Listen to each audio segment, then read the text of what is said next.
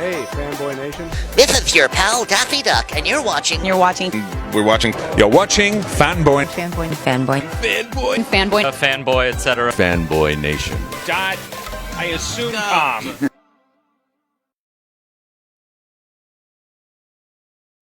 You've seen this man's work in Ben 10, Max Steel, so many other cartoons that he's worked on. He's now got his own comic book with special guest artist involved, Freddie E. Williams. The main artist on it is Nico Kotisis, a Greek guy. We got a Russian guy with us today, though.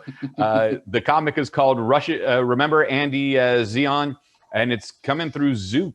Tim Pinchuk, how are you today? Or Tom Pinchuk, how are you today? Sorry, man. I didn't sleep well last night. Lot of names to keep track of there. Don't worry about it. Thanks for having me. Hey, man, we're looking to have a good time. Comics are still fun. I think it's the rise of the indie comics again. The way we had it about 25, 30 years ago with Image and then all the small publishers. And now Zoop is becoming the king of the indie comics for taking over, crowdfunding. Yeah, I mean, what I love about it is it's a new type of company. It's not the people involved had previously worked at Kickstarter and IDW and some other areas of comics, and I guess it's somewhere. I'm sure there'll be eventually like a specific term for what type of company it is. A little bit of crowdfunding, a little bit of publishing. They work as a publisher, they manage the campaign. There's also an element they've been talking about, like retail down the line, but we'll see. Making copies available through the site after the campaign. I think it had been it sort of arose when I was in the early discussions with them about it, was because Kickstarter has been around. Time flies, and Kickstarter has been around for about 10 years now, I guess, and there are parts of the company that haven't quite evolved to match what the needs of comics creators were.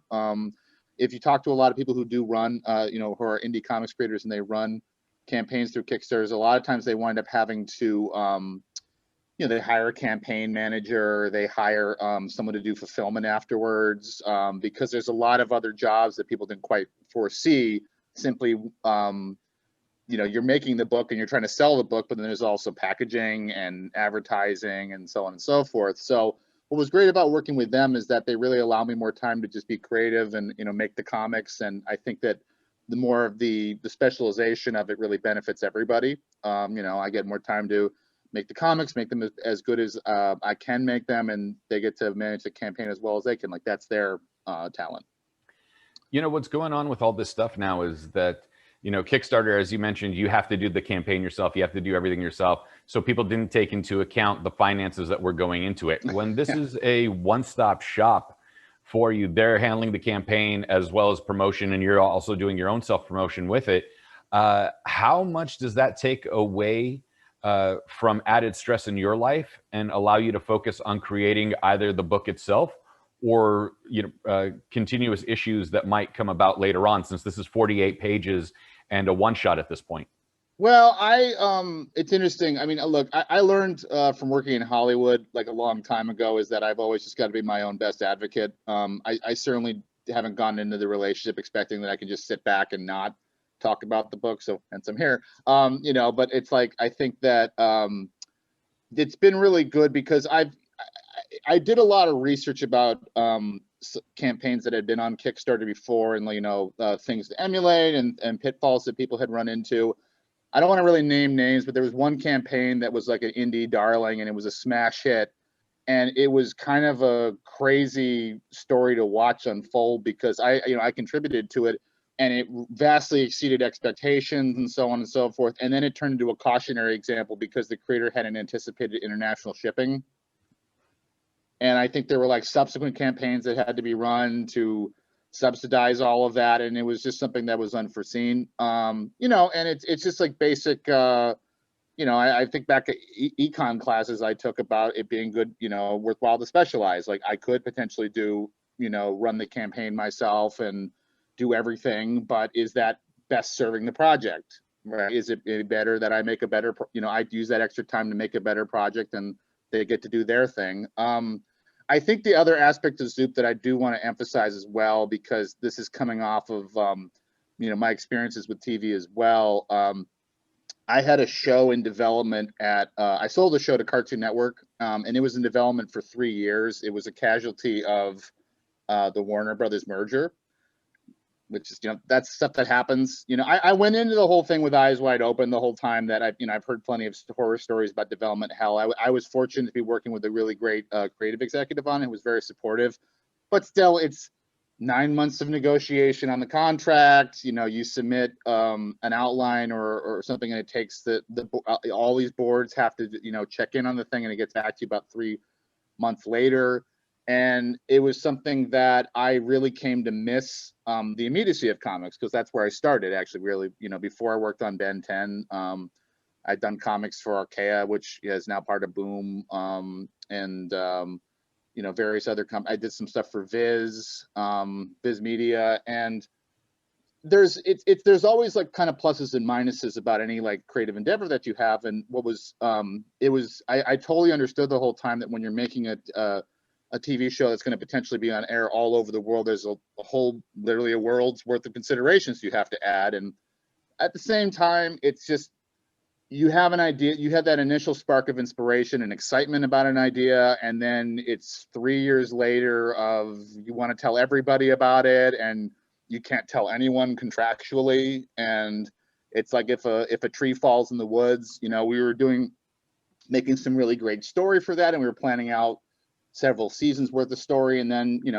conglomerates have mergers, things, priorities change, mandates change, and so on, departments reshuffle, and then basically it's done. I got paid, and then it's just, you got the greatest thing you can't show anybody. So what I liked about Zoop, and it was really good timing, like running into them, was I just really wanted to get back to basics, of telling a story to an audience.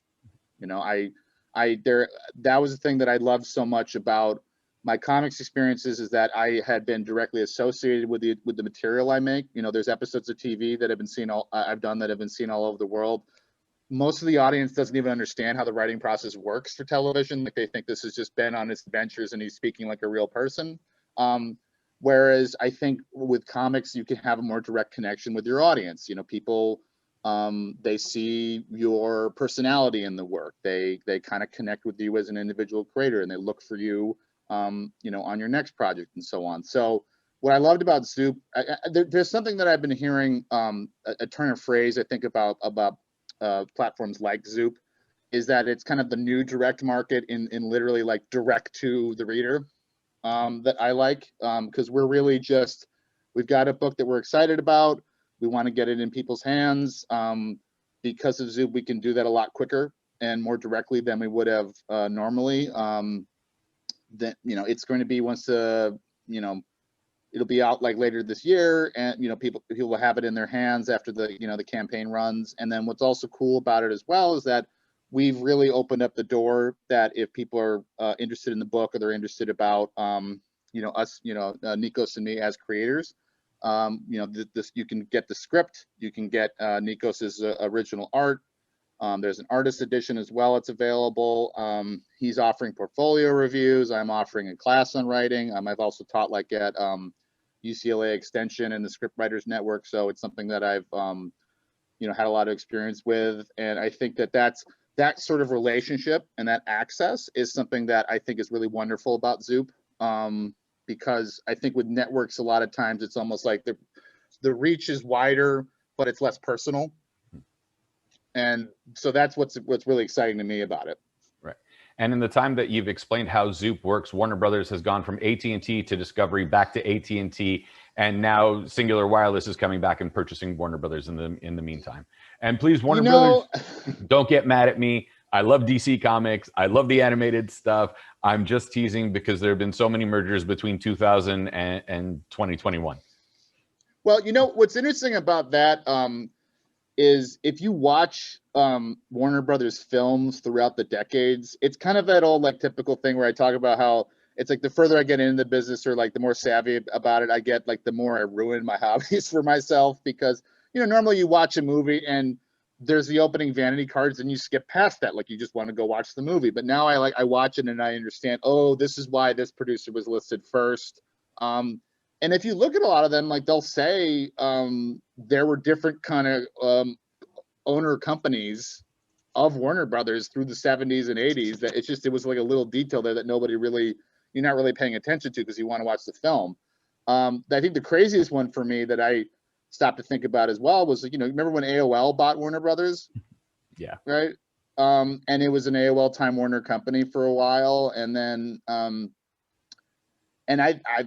it's crazy how it was inconceivable because that was like the biggest merger of all time up until that point. And then within a few years, AOL was so, like, their business model bottomed out like so heavily that I think Warner Brothers divested themselves of the parent company, which is kind of crazy to think about. So, the other thing about it was that when we were doing the development on the show, like, I just knew, like, you can keep up on the trades, and we were trying to like keep track of like what the goings on were with all the developments. And after a while, it's just like, look, it's always going to strike like a thief in the night, right? Like, you may anticipate that AT&T is going to buy the company, and then like 3 months later, then they're selling it to Discovery, and it's like, well, I didn't see that coming, and then I don't even get notified until you get an email about it.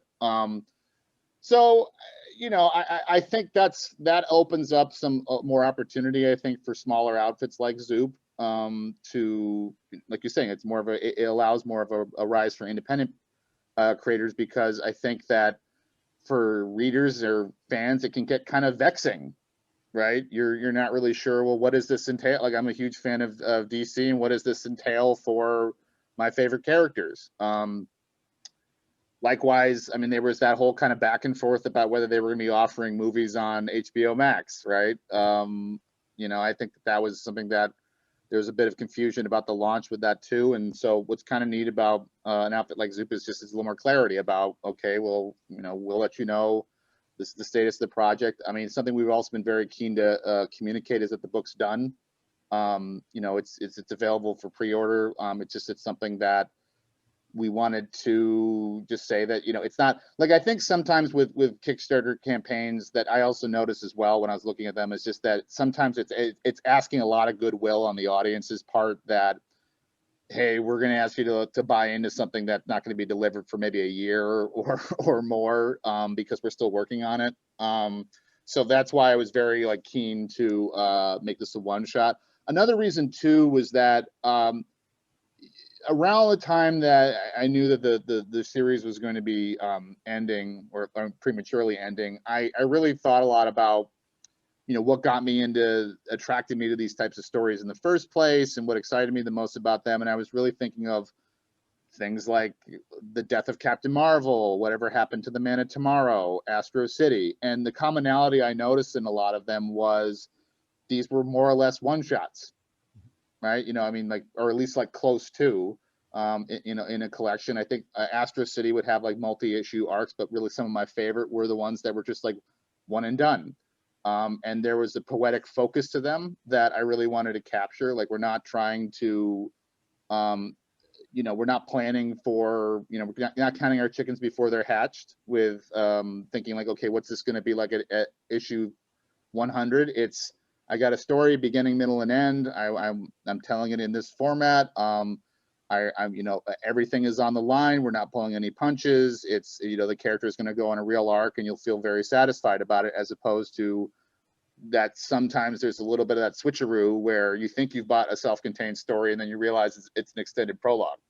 Yeah, no, that's for sure. Because I've talked to a lot of indie filmmakers as of late, and they're not following the straight 90, 120-minute format anymore. They're like, hey, we told a story in 68 minutes. We told the story in 77 minutes. We told the story we wanted. That's what we're putting out. That's what we're doing. And it seems like that's what you're doing with this one as well, because you told a condensed and complete story in 48 pages. You didn't need to draw it out to 148 pages to get, the 6-issue story arc that everyone gets a full, complete story that, 3 of the issues are absolutely worthless. Yeah, in another life, I ran an anime magazine, and I wrote about 1,000 reviews, which I always said afterwards, I can always enjoy another anime show. If I never have to watch one again, I would also be content, But what I noticed about anime, it was a really worthwhile experience, because a lot of times I had been a fan, but not as big of a fan, prior to getting that job. And what I thought was really invaluable about the experience was I got back in touch with what it was like to just watch a series with no preconceptions of what was coming. You know, because like if there's a new Marvel movie, like it's based on comics that I've read like 20 years, you know, 30 years ago, so I can have a pretty good idea where things are going. Whereas with anime, it was like I was a completely blank slate. And what I noticed very quickly was that was a genre, a medium, whatever you want to call it, that had, like, I'd say big high concept ideas were the cheapest currency. Like really like off the wall ideas, like almost every series had them. And what I started to find out very quickly was the good ones knew, sorry about that, they knew to pace their ideas, right? It wasn't like the whole info dump at the beginning where you're going to be you know, you have all this information, all this world building, and there's no connection to any characters. On the other end, then, like, you have you know, I think there were also some that they would take too long to get to the emotional aspect of it too. And the thing that was interesting about it was I noticed, like, after a while was it didn't matter if it was the most cerebral or high concept show. What got you coming back week to week was very just emotional stakes, right? You know, is this guy going to tell this girl that he likes her? Is this girl going to patch fences with her sister? You know, that was really what got you coming back.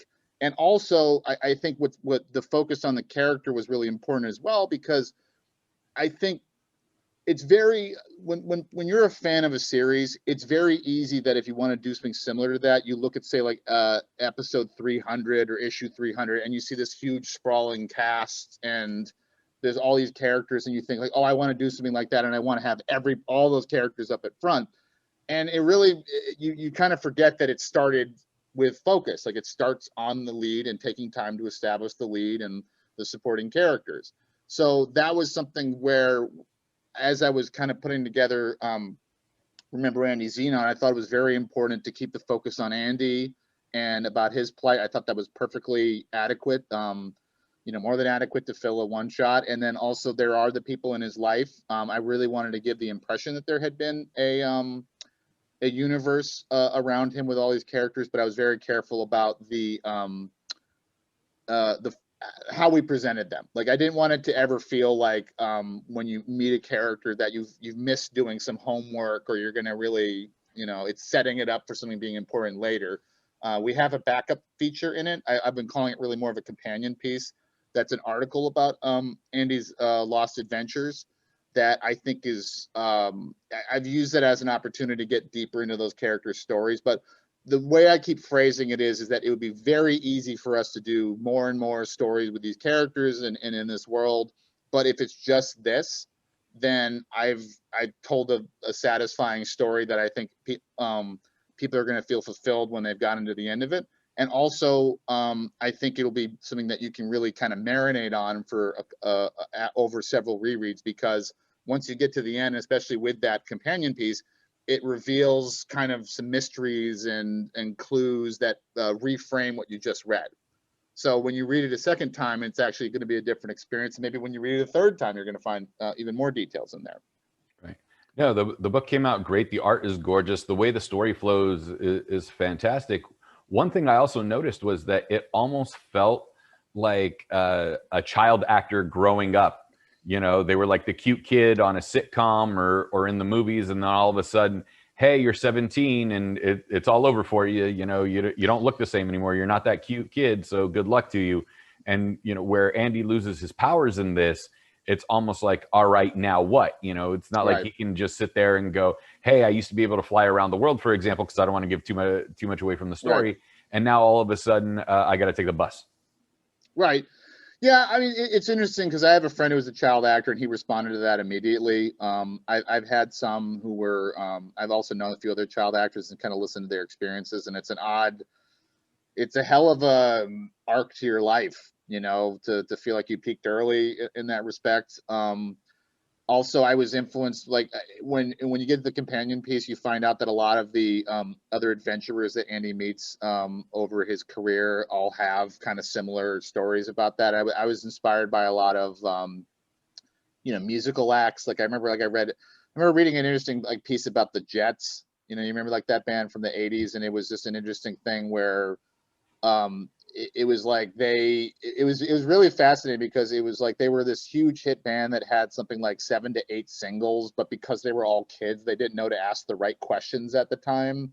So for instance, like the way they tell it was that they just let their manager handle everything, and they didn't know that when they were in the record at the record company, they should make friends and contacts with them, because if anything ever like fell through, they would need to contact them. And that was more or less you know, that was an aspect of what happened about how their, you know, their careers kind of fell apart. I also just found that it was a good metaphor. There's what's great about, you know, metaphor, you know, in superheroes or any kind of fantastic fiction is that people can find their angle on it. I was trying to find a universal story that people could relate to in a lot of aspects. You know, I think with Andy's journey, myself, like you know, early in my animation career, I worked like a job at Toys R Us, and it was the biggest kind of gulf of, you know, being so close and yet so far, because I was having correspondences and meetings with the creators of certain animated properties that I was selling the toys of at the register, and it was just always the such a Hollywood moment where, you know, you're checking out the toys, and, you know, you're ringing them up, and you want to say to the parents, like, just so you know, I know, you know, I know these guys, and it's like they don't know and they don't care and they're not going to understand it. They don't. I think the other inspiration too that I wanted to bring up as well was what was interesting about working on Ben 10 and Max Steel specifically were that they were reboots of longstanding franchises. It's interesting how with kids entertainment, like I've kind of noticed that like the window of whether a property is iconic or kids stuff can sometimes be like about like a matter of like 6 months. Yeah, it's like, you know, you love a series and you think it's like the most iconic and essential thing, and then someone who's 6 months older than you thinks that's baby stuff, you know, and going down the line. So I didn't grow up on either of those characters, but I would run into young adult fans who were like 20 somethings who had been 10 years old when Ben 10 had started, or when Max Steel had started, and like the idea that the characters were growing up with them. Like each successive year they would become, when they became 16, the character became 16. And they were really frustrated about how there was a reboot and it turned the clocks back and the characters were children again, which is, I think, always the tension of any of these series, because I think it absolutely makes sense that if it's a kid show and it's the character's name, you know, Ben 10, he should be 10. You know, it's supposed to be, you're not really going to get a new generation of kids to get excited necessarily about a character who's that much older than them, if that's part of the focus of the series. Also, I think that there was a degree of like elegance and simplicity in the idea. But you know, I can see both ends of that, right? Like it's also something where if you are, you know, fans stick around, and I think that's also been, you know, you see that happening pretty frequently with Marvel and DC. What I thought was kind of interesting about, say, like DC was just that it seemed like for the comics a long time they had decided they were going to be like Batman stories for children, Batman stories for teens, and Batman stories for adults. They weren't necessarily doing that in they weren't necessarily doing that like in their multimedia. And then I think like about 5 years ago they just decided like, okay, we're doing that. Like there's going to be you know, Teen Titans Go, where you're going to see Robin, then there's going to be Titans the direct, you know, the streaming show where it's going to be TVMA and there's all the swearing. There's going to be Joker, which is a really downbeat almost like art house film. So I thought I was excited about the potential of what if we took this type of adventurer, you know, and Nikos has also worked on Stretch Armstrong. So it was something that a Stretch Arm reboot even specifically, that we were very, you know, versed in this like kid adventurer archetype. And we were thinking, well, is there maybe a more mature story that you could tell with this character? Like if the fan base is frustrated about aging out, how would that feel for the hero? Right, you know, you get to a certain point, it's like, and you're done. And that was something that I really it excited me to explore, because I think it's something that people can relate to in any number of ways, like whether it's like a child star, or maybe there is that reality of you're living with your parents until like 18, and once you're out there, like whatever happens, maybe you're entirely on your own, or you're moving out of home or what have you. So I thought that was a really a lot of potential for that in Andy's story. I think the other thing too is I did want to also emphasize as well is that there was I didn't really want to make a bummer story with this, so it is something where there are I wanted the message to be a bit just to end hopefully, that I think that I without getting too carried away with it, but I think people maybe have a tendency sometimes to write themselves off too early and find out that just because one chapter in your life closes doesn't mean that another one isn't going to open, that you might even find is better than the one you had before. Right, because I still know guys from high school and college that opine about how if they didn't get injured, they would have ended up in the NFL, or they would have ended up in the NBA or wherever else, and like those were the glory days, and they never really looked past that. Right. And there's this aspect for this. There's also the aspect that we mentioned of the child, of the child actor. We've also musicians like the Jets. Luckily for the Jets, there's 18 kids in the family, so if they still keep touring, they can age out the older ones and bring in the younger ones, because technically it's still all the same siblings. Yeah, I watched like the documentary about that, and it was kind of fascinating that they had like splinter groups of the band, and it was like you'd see that there was a range of younger siblings that were like 20 or plus years younger than the one who'd been in the band originally. I'm like, this is it's like it's like a team roster that just keeps like cycling out. Yeah, I mean, and also without saying like too much too, the thing that there's going to be a very interesting part of the book for people who read, where Andy gets the feeling that he's been replaced and has to sort of face that have a confrontation with that in his own way. Right, and then speaking of Titans and Teen Titans, that's the whole Dick Grayson, Jason Todd moment where they're both still Robin and having to interact with that. Yeah. I always love like when there's the interesting times when you have like mixed company, or I have like friends with kids, and you're talking about like one of those shows, and like they're saying like, oh, then Robin's in this, and like, wait, which Robin? It gets a little difficult to explain, because there's been like 5, and they have like the different they cycle through the mantle so many times. I remember when the comic Battle for the Cowl came out, Batman had disappeared or supposedly died. And then, it was all the former Robins. And I was like, I just wish this was really a court case where everybody's fighting over Bruce Wayne's inheritance. That would actually be great. I mean, that's it's interesting, because when I showed this to some friends, they thought it felt very like Venture Brothers, which was interesting, because I guess it's like they talk about like parallel thinking, because I wasn't really like a devotee of that show, and then I watched it afterwards, and I started to see that they were doing similar to what you were talking about, of like, well, over the years, like when there might be like a court case about this, if you have like multiple wards that they're kind of claiming, who owns what. Yeah, it's interesting. I think what's especially kind of what we try to distill with this is, I think there's a lot of fun when you read like big 2 superheroes, of like the notion of like legacy, and there's been a lot of history behind it. Sometimes it gets overwhelming, especially because there's always this kind of like waxing and waning, I think, with those stories, because I distinctly remember also when Ultimate Spider-Man had to start, where they had to offer like, okay, it was effectively like we were offering, the reboot at the same time as the older version, because, here's a version of Spider-Man where he's married, and, he has all this like long backstory behind him. And then there's the one where he's a teenager and he's just starting off in his adventures, and it's set in current day. And what we tried to do with, Remember Andy Xenon, was just give the impression that there had been 500 adventures behind it, but not make you feel like you'd missed out on anything.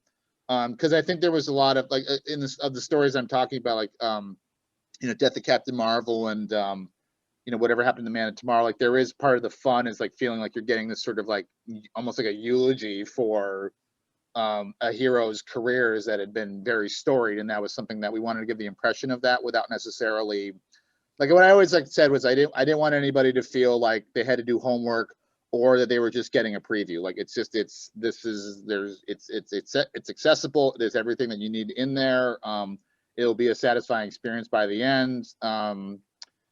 You know, and that was that's why, like with the with the companion piece, like there's also like the photos seem like they're from different eras. Like they will give like specific dates about, well, you know, Andy was adventuring in the 90s, and then he has like, you know, some runs into some mentors that were adventuring in the 80s, and we really tried to make sure that the coloring on those photos looked like they had been aged, or they might have been like on a Polaroid or what have you.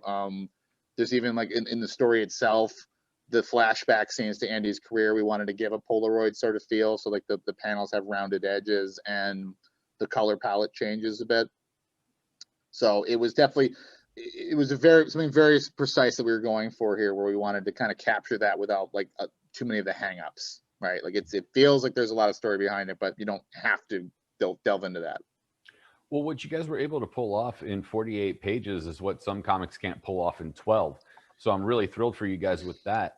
But when you do a story like this and it's so close to home, you know, there is that temptation of, hey, let's go to one of the indie publishers first. And then you had the chance to work with Zoop and go, why don't we just keep this in-house, and it's between you and Nico and the other creators? How much more satisfying is that for you? You know, I've had experiences in all angles of the business, you know, like, and it was, again, I just was very weary of going through any middlemen really this time. And that was what was great about Zoop, was just that we've produced the book and it's the way we want it to be. I'm not really credited as the editor as the book, because I thought that'd be a little too ostentatious, but I did edit the book and supervise everybody. I was very lucky to have a lot of friends who were willing to, you know, give me thoughts on various drafts as we went through an iterative process. The other thing that Zoop actually offers as well was that I've done the rounds, you know, with indie publishers, and it's like pitching just a one shot doesn't really fit into a lot of publishing brackets either. It's something that I think you have a little more maybe luxury when it's a you know, one of the bigger publishers, because like they might have, say, like a fifth week where they have to put in new content. I mean, that was when like you have like, say, X-Men Unlimited, or you know, the fifth week events like Tangent, where you got to do like interesting specials, or, you know, put an annual in there. But for an independent publisher, like they'll typically want it to be a mini series, and it's kind of like what you said, where sometimes you feel like it's stretched out like longer than it should be.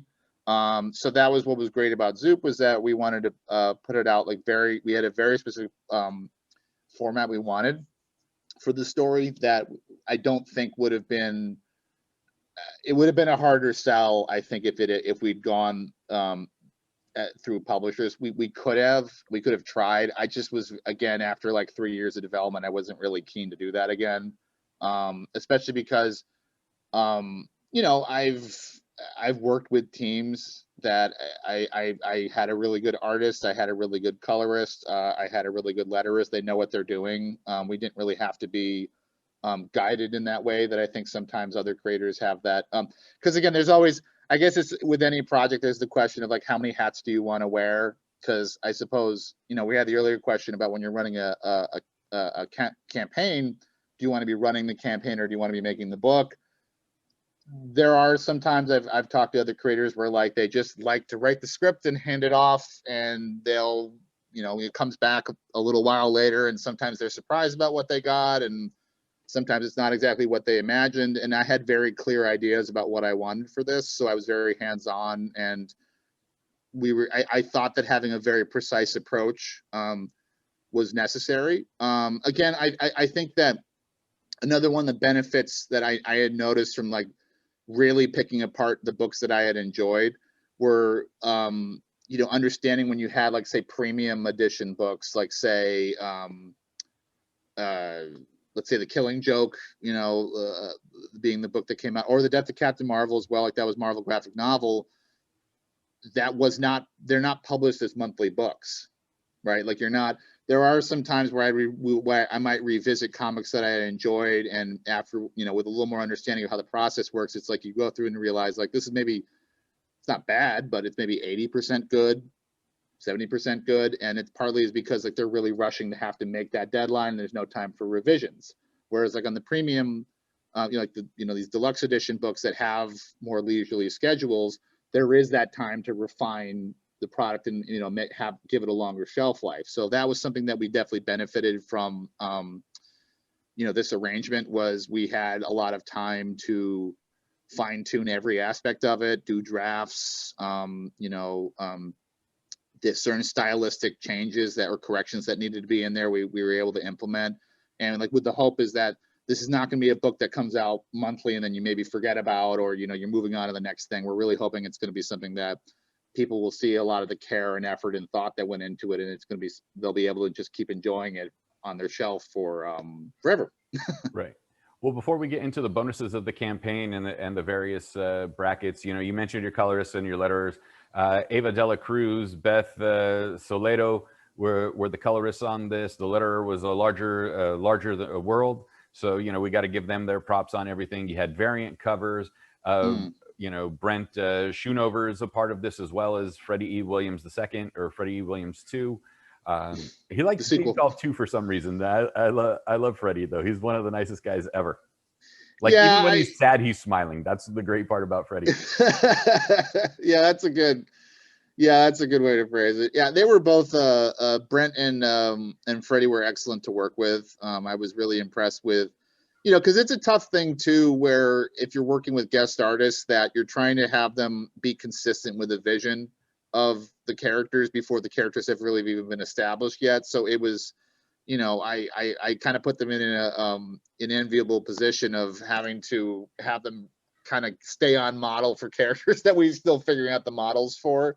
And that was also for, we had about like 10 guest artists in that, you know, it's called We Remember Andy Xenon, but that's, you know, it's the article about his adventures. And it was wonderful. I really, we got artists from, I had like my wish list of artists that I'd wanted to work with or had known over the years from conventions in one way or another, and just calling everybody up and saying, do you want to be involved? And everybody who was involved was really enthusiastic about it.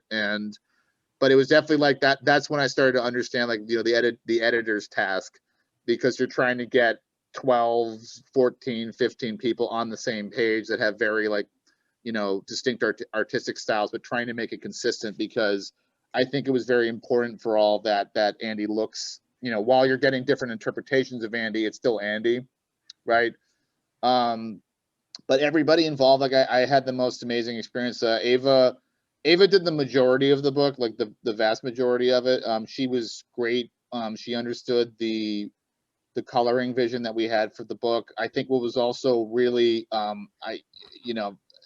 she was very understanding about having to work on it out of order, which was difficult, especially when we were jumping around different timelines.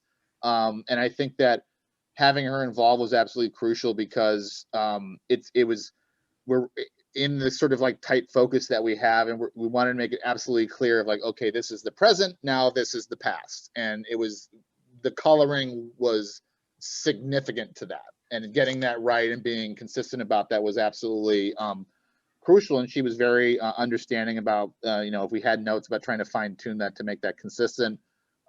We brought in Beth for a few of the pieces in the back, because there had been a scheduling conflict, and we were really lucky to be able to call on Beth to fit in a few pieces at the end. A Larger World, that's Troy Petrie and Dave Lanfear, their studio, and they're just consummate professionals. I was really, that's again, it's much like, say, like sound design in film, that people don't really notice it lettering when it's good, but they will notice it when it's bad. But they did a really, I think the stylistic consistency they had as well really went a long way. Dave really knocked it out of the park too for the article for We Remember Andy Xenon, because that was all his graphic design, and I wanted it to feel like it had been a Vanity Fair piece. Or we actually had a lot of discussion that, you know, if you want to have like a glimpse behind the curtain, so to speak, we did have lots of discussions about which magazines we were trying to emulate. Like, is it more like People? Is it more like Newsweek? Is it more like Vanity Fair? I think we sort of found our own, like, our own style, like in the middle of all of that. But he was, you know, it's all that kind of nitty gritty process stuff about what's the right font to use, what's the, you know, how many columns, how should we format the captions when we have I kept referring to them as photos, like the spot illustrations that were involved. It was just all around. It was I was really lucky to work with such great talented people that were just very easy to work with, and we're all able to kind of align to the same vision. There's about 10 artists, so I don't really want to there's a lot of names to kind of rattle off there, but it was fantastic. I mean, what was great about it too is that they were from like literally all over the globe. Like we had Andy doing these globe-trotting adventures, and we got an artist from Turkey, we got an artist from Malaysia, Australia, Bosnia, the list went on. And it was I don't know, I a lot of ways, like this was kind of like a celebration, I think, of a lot of contacts that I'd had over the years that I just I think that it just seemed the right time not to say, well, we're going to find a project to work on later. It's like, no, we got to find it now, and this is the project. And I was so glad that I was able to go down this list and just check it off, like finally getting to work with everybody on there. And we have the variants are available as well. We've got like the Super Edition, which is that's Nikos's cover. We've got the Mega Edition, which is Brent's cover, and then there's the Ultra Edition, which is Freddie's cover. They have a lot. This is when a lot of like Zoop's expertise comes into the picture, because they're people who have relationships with retailers, and they understand about retailer exclusives and variants and what have you. That's a little outside of my purview. You sort of, it's kind of like you have to learn like which things to put your focus on and which ones to defer to somebody who knows better than you. So they were great about advising about you want to get retailers on board with this, because we're not going through Diamond, or actually I don't know if anybody's going through Diamond, and I've been out of the loop with that. What is it? Did they both go? Diamond's still around, but I think DC's doing DC Direct right now. Uh-huh. And then Comixology has through Amazon has their big thing. I'm not sure if Marvel's still going through Diamond, but there are a couple of people that are still going through them, but I don't think they have the monopoly that they used to. Yeah, I mean, that was I think of all the ways like the pandemic kind of disrupted things. It seemed like that was the thing that finally kind of shook off Diamond's dominance there. And that, again, like I said, that's what's been great about this platform as well, is they can just go straight to the retailers as well. We tried to make this available to, I want this to be read by as many people as possible. So if you like a particular variant cover, if you like getting a comic in print, then we've got that for you. There's also the Cyber Edition. That is just if you prefer digital and reading on a tablet, we made that available as well. And then there's retailer exclusives, where if you like the experience of going to the local comic store and the camaraderie and having getting to have a conversation with the staff there, and we made that available for them as well, because that's something that I think, especially after you go without it for a while, I've learned to definitely appreciate that. If there is a lot more fun to, it's like you're getting a movie recommended on Netflix through the algorithms, rather than being at a tape store and having an actual conversation with somebody who's maybe talking with you about your taste and getting a recommendation for you. And I think that's what's the great appeal of a comic store is. And it's definitely something to keep in mind the whole time and not lose sight of. Right. I do miss the old video store days, and unfortunately a bunch of the comic shops by me have closed down or have moved more inland, because the way things went, and then living in Southern California, the way prices have gone up for rent, right? It's not feasible to keep a business running when you have no clientele. Which area are you in? I'm in Orange County, so I'm in Huntington Beach area. Yeah, it's been quite a year. Let's put it for sure. I think that there's, when you're considering the market, and it's like the market at the world, it can be overwhelming very quickly. And it was something, again, that we were just trying to find like a very how do we streamline this and make this as simple as possible? It's like, if you don't have a store nearby you can still get the book. If you have a store nearby you, maybe bug them and say like, hey, why don't you get this copies of this book? That's really cool. Be good to have on your shelf. If you're in an if you're in an area that you'd just rather get it digitally, then we got you hooked up as well. I like having the tangible physical copies. I've read the digital copy. It's beautiful. Everything looks great. Luckily, I got a good screen and everything, so everything is fantastic the way it is. And I really don't want to give away too much of the book from my end because I want people to read it. But like when they go to the campaign and they see the preview pages for Remembering Andy Xenon, you know, a few of those might have been they wanted to put those yeah, but they might have been a little spoilerific. But yeah, the colored and lettered ones definitely, that's kind of where we want people to know about. You know, but it looks great, and you know the team that you had together, and the story itself flows, and it's condensed to a one shot with its companion piece being a part of it. You know, people that aren't familiar with your work outside of animation, that don't remember what you did at Arcana or haven't gone back to read it, why should they be interested in the guy who wrote the reboot of Ben 10? Well, like I said, I like to think that makes me an expert on the subject. You know, I mean, I've had to kind of live and breathe with these types of characters. You know, Max Steel. I mean, also the show that I had in development at Cartoon Network was about Kid Heroes as well. So it's something that I've had a lot of time to really consider from all angles, and I think that I taking it from there, I always wanted to say that this was, you know, there were a lot of considerations with it, but one of it was like kind of giving back to the fans, because I just kept running into the fans like that on Max Steel, and it's like you can't.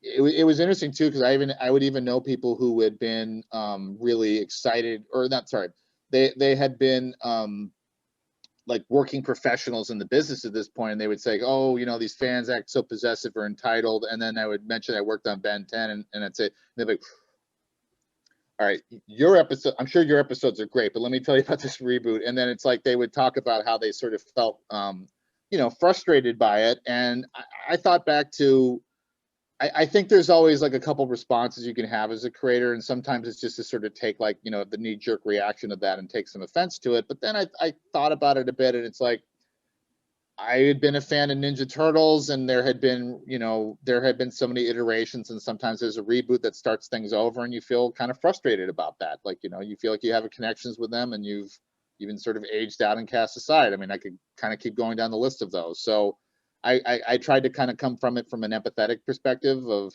this is for the fans. You know, and the other thing is too, is that I had, when I was doing the books for Archaea, like, I mean, that was we had a lot of critics loved the book. It had really gotten, you know, people dug it.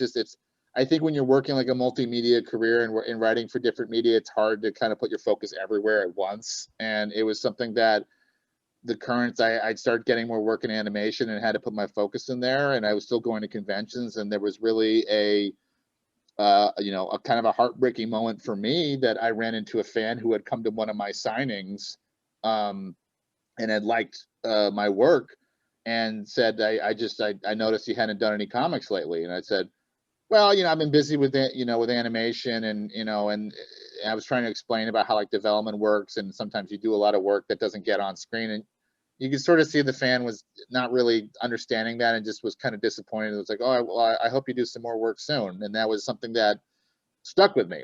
Like, I really wanted to, you know, write this for that fan. I wish I caught his name at the time, but it was something that I think this was written for. I wanted to give back to an audience. Like, it's a very personal project for me, but it's also something that I wanted to give to fans of that, you know, somebody where, you know, if you've ever felt that you've, you know, if you've aged out in your life at different times, like, I mean, whatever that is, like if you're a fan of a franchise that has a reboot, I think you might find something to relate to in here.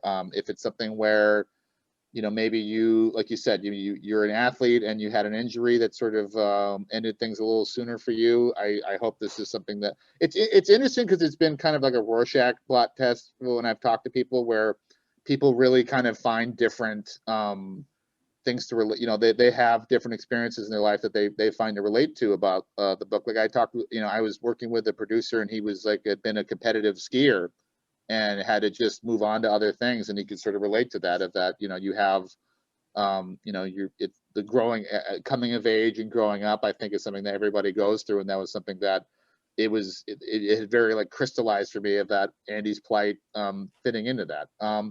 We're also, I guess the other maybe the proviso I'll put on everything too is that we're not just you know, I'm certainly not just the Hollywood guy that's coming in and like not respecting the medium. I got to fix that. Sorry about that. I think all right. everybody's the call's coming in right now to let you know that Disney just purchased NBC Universal and then sold them to Sony. So that's right. That's right. Yeah, yeah. It's you know, it's kind of I guess in the scope of like things that interrupt an interview, maybe that's not so bad, you know, because I've seen the other ones where it's like someone's like half naked or what have you. So so I where was this? What was I saying? Oh yeah. So no, you know, we're not Hollywood types who are sort of like rushing in without any you know, respect for the medium.